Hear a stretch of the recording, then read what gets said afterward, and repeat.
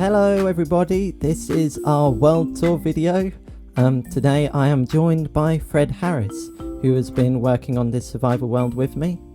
Of course, so this is actually an ongoing long project, so we've been working on this over quite a few years actually.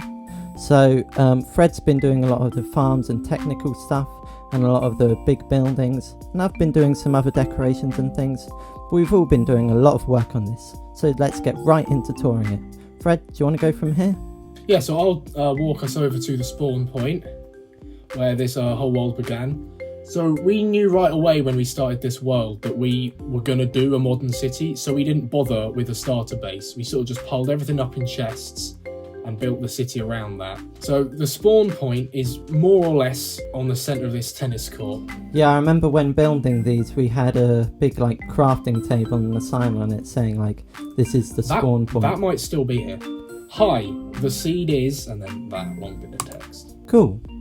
Yeah, this whole area here was our so-called storage area, so there's still some remnants of chests. Yeah, this was changed quite a while ago when we made the villager area and we did the storage system over there. At the time, I remember this felt quite a long way away, but we've very quickly reached. Oh yeah, I remember thinking the sea was like a mile away, and actually we've basically walked it now, haven't we? So this is of course the villager area. I think this is actually probably one of our simplest, but one of the most efficient ones we've done. I think you decorated it at the very start with this kind of scheme, didn't you? To be honest, I'd love to get all this calcite back. We need this for the roads. Yeah, we do. I think it was my decision to use that. So this is our storage system. It's pretty basic. We're still yet to cover it. I think we were going to design a building or something to go in between the road that probably will stay raised up and not come down actually. And then there'll be a small building here. They'll cover it nicely. Right, so where do you want to go next? I think we go to the first building and I'm going to fly there.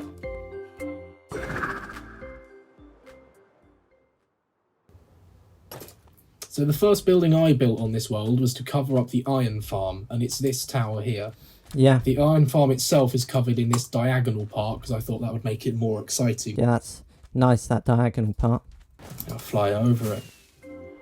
I remember, yes, building this was a major step in really getting things more of a one-to-one scale, as opposed to what I was doing which was probably a smaller scale. Oh, when we fly, over to some of these over here.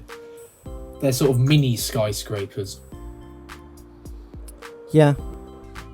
So here inside is the iron farm that started it. For some reason, these iron golems keep spawning on the floor, and I don't know how to fix it. I keep killing them, might replay mod it and have a look where they're spawning. Yeah, we used to use iron to then trade to get our emeralds. Yeah, I spent many hours doing that for my quartz What's buildings. your stats? Stats. Yep, I have crafted 109,000 iron ingots. I have crafted 58,078 iron ingots and 27,352 glass. Oh mate, I've upped you on all these. 49,000 glass. Right, and I think my favourite part about this building is these elevators. Ah yes, the elevators. Right. Let's go all the way to the top. How do I exit? Go all the way to the top and Yeah. move forward. There you go. Dude. I've forgotten to turn clouds off, so you're just hovering halfway in a cloud, which is quite funny.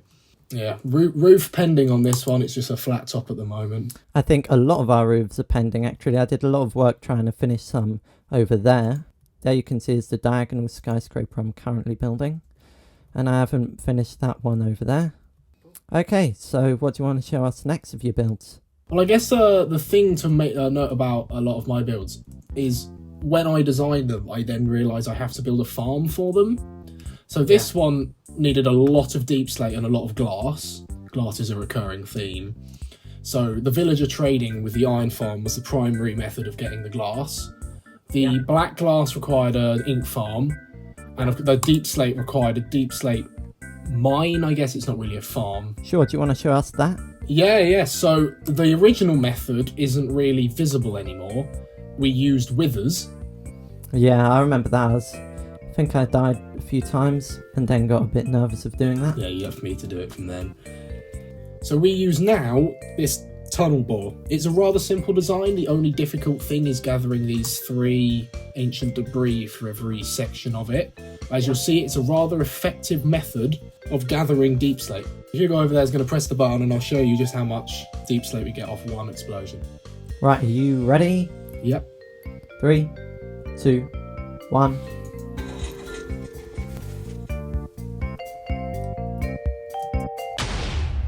Ow. So yeah, that one explosion got us 6 1/4 stacks of deep slate. So you can imagine that after about 20 minutes, you can fill multiple shulker boxes quite quickly. Pretty cool. Right, so next should we go to my starter base quickly. This was a very quick project that I actually did at the very start. Now, this was just me starting a very small villager place, and I tried to keep them all safe by having a massive fence around it. And I think it only half worked, as I think most of them are now gone. And then I thought, oh, this is so far away from the city, it'll never be touched. And the city's right there, so... Now should we get to the actual useful stuff? Yeah, let's go see a really cool jewel farm that we sort of... You co-designed that, I think. Part of it was just taken from a tutorial, and then you added an addition to it that's made it doubly useful. Yeah, so this is the Guardian farm, isn't it?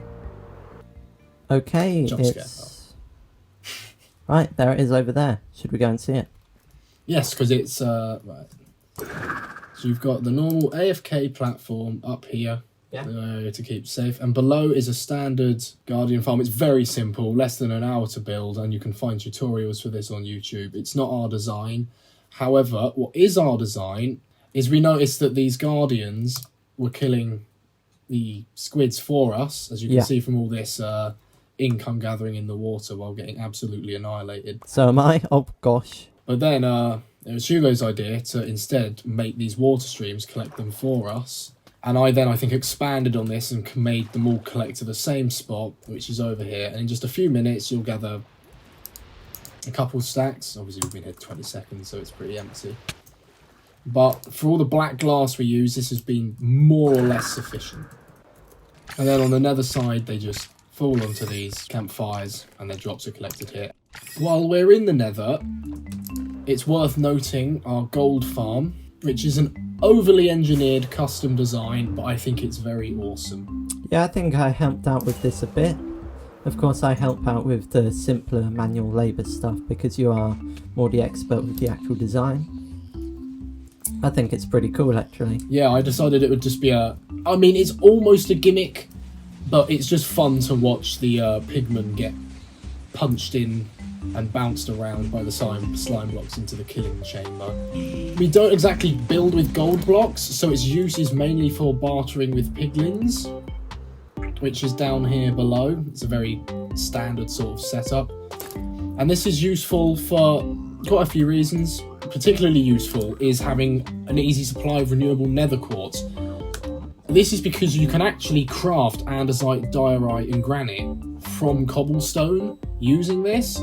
So it means that we don't have to go and mine for stacks upon stacks of andesite and find those veins. We can instead just get our cobblestone, which you have in abundance, and craft those materials ourselves. Pretty cool. Of course, the beacons come from the iron farm, which are always useful for their different effects. So should we go back to the city, and I'll talk a bit about how we planned it with the roads and everything. So actually, I think we decided together that we weren't going to plan this out too much in creative. We wanted to sort of improvise it a bit. So as opposed to planning the whole thing out in creative and then just sort of copying it one to one, we sort of designed some of the buildings in creative, but all the road plans and things first built on this road. Most of it is just simple 2-lane roads with some calcite in the middle. There are, however, a few bike lanes and things, and a weirdly integrated bus lane, but I thought I just added it to create some contrast and colour, and I think that looks quite nice. We've added street lamps everywhere, and a lot of trees, for which we've got our different formulas. I think I've built most of the palm trees here, and you've created these interesting deciduous trees. Yeah, I have. They're a new design that I sort of had a go with, and I think they've turned out quite well.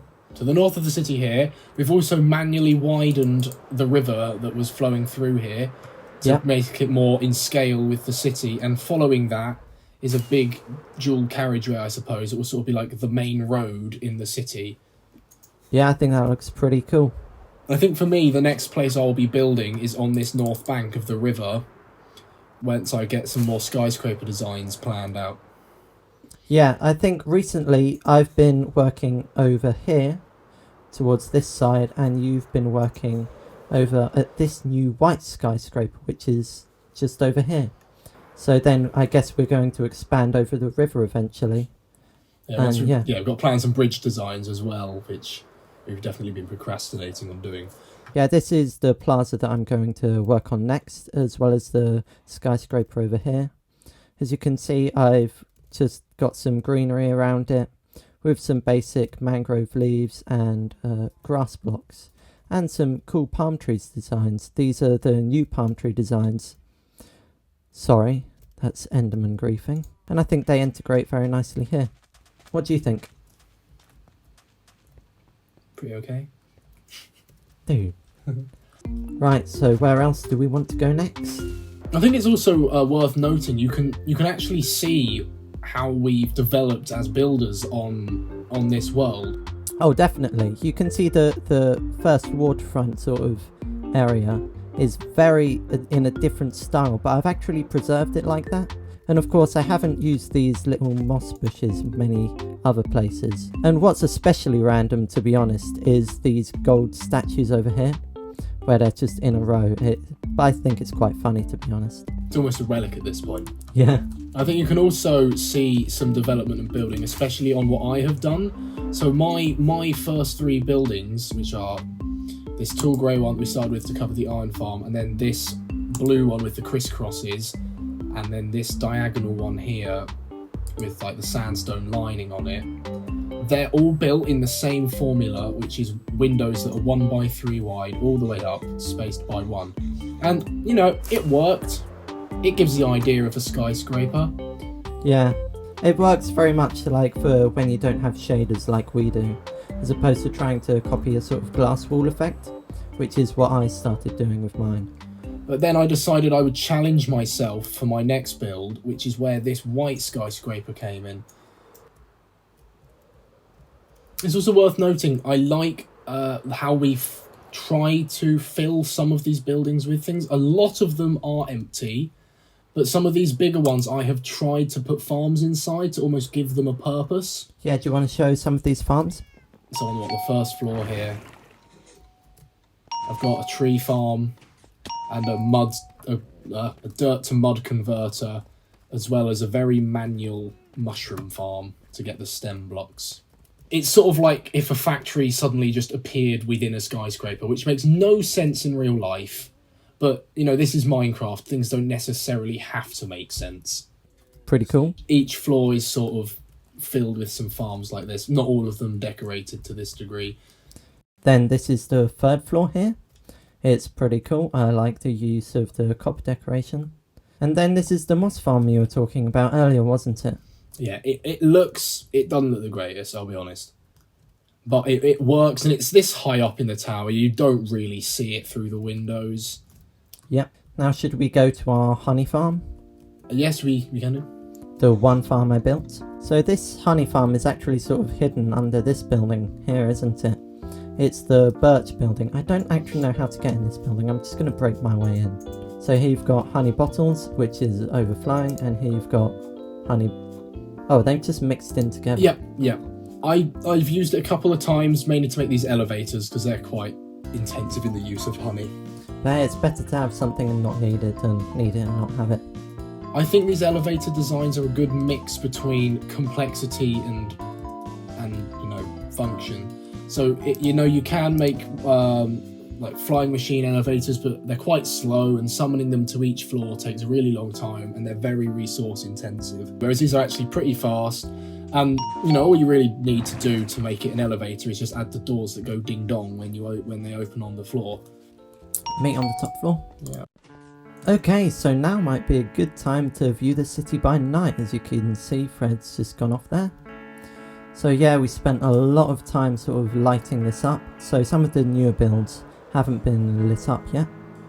But I think it makes a big difference in this sort of central intersection when you sort of see them lit up. Because we're sort of doing our best to make it look really cool without shaders. Yeah, it's worth noting this is not spawn safe.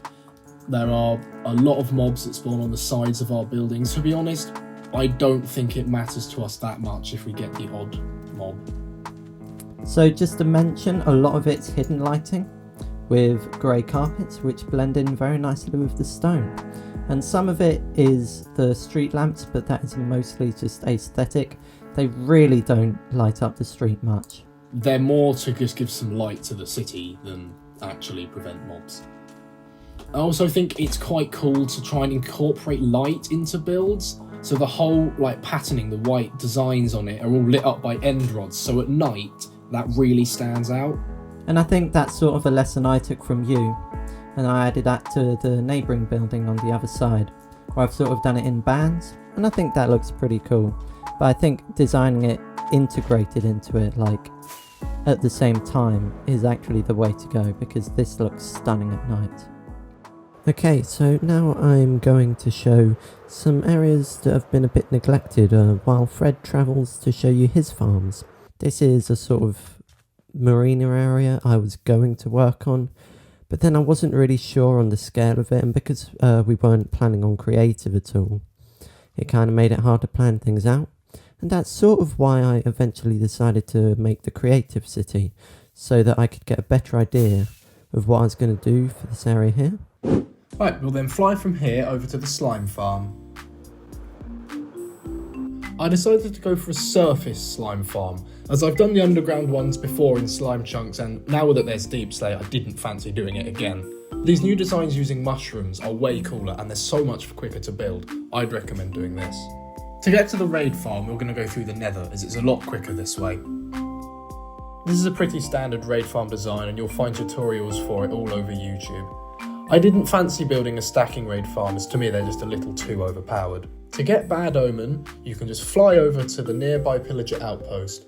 And I even decided to make a little path that looks quite cute connecting the two. You can also just go through the portal if you want. Well done, Fredharris. And this is an old boss farm I designed, but I was very sad. Kind of had to be destroyed by the road. This is the pumpkin farm that I made. It's pretty big, but it's been made redundant by the iron farm, as we don't need the pumpkins to trade. So I basically just set it off. Sorry, there's a creeper there. And then you can see it sort of catches most of the pumpkins. I wasn't really that bothered about some pumpkins being lost. Oh, flip. And now that's been recorded. So, I think we're basically done for the video now. I hope you've got a better idea of what sort of project this world has been, and are excited that we keep working on it. I know I'm very excited to build skyscrapers and things in the future. You could see us planning one out. Anyway, thank you very much, for watching.